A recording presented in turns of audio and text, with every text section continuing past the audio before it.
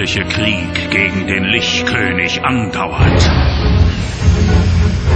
ringen die stolzen Verteidiger Azeroths darum, dauerhaft Frieden zu finden.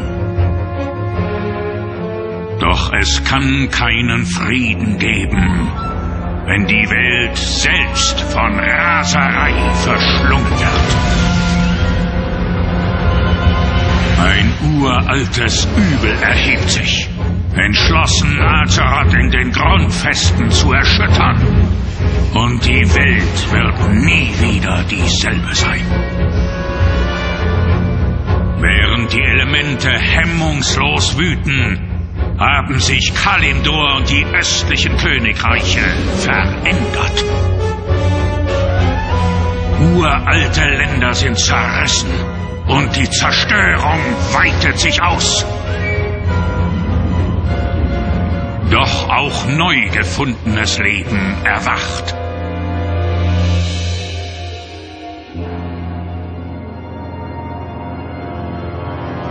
Neue Konflikte drohen, da alte Feinde um die Kontrolle schwindender Ressourcen streiten. Im Herzen des Ozeans wütet endlos der Maelstrom. Viele Inselbewohner des großen Meers verloren ihre Heimat und suchen Zuflucht vor dem unbarmherzigen Aufruhr. Diese verstreuten Flüchtlinge strandeten auf den verlorenen Inseln und ringen nun mit einem fremdartigen Feind. Doch im Moment größter Not fanden die Goblins von Kesan neue Verbündete, die Horde.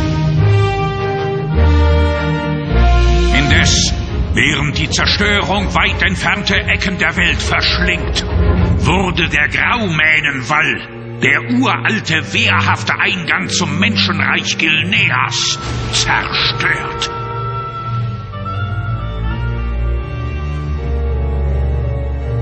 Doch die, die einst Menschen waren, sind nun zu Meer geworden.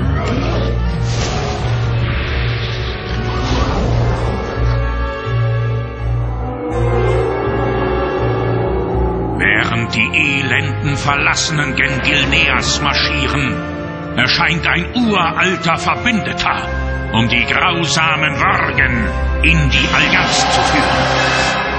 Während die Welt am Rand des Abgrunds steht und der Streit um die Vormacht zum Kampf ums bloße Überleben wird, haben die Helden der Welt neue Wege gefunden, Ruhm zu ernten.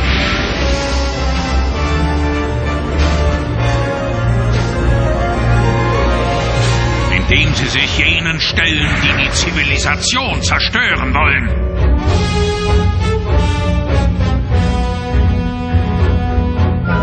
Und sich mutig in die freigelegten, vergessenen Bastionen der Vorzeit wagen.